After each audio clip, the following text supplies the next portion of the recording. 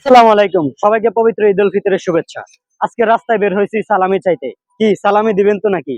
চলুন দেখা যাক। আসসালামু আলাইকুম, কেমন আছেন? ঈদ মুবারক।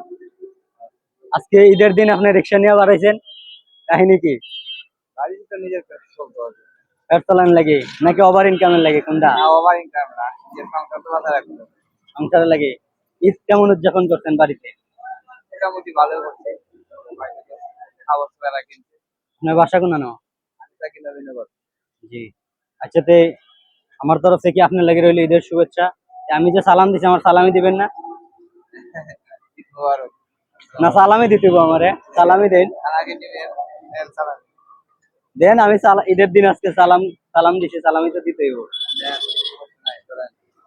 না, অত বেশি না, একটু কমায় দেন, একটু কমায়। অত বেশি না। ও ইয়া, জি। এত বেশি দিয়ে আমি এত টাকা খাইবো কেমনে আমি? ঠিক আছে,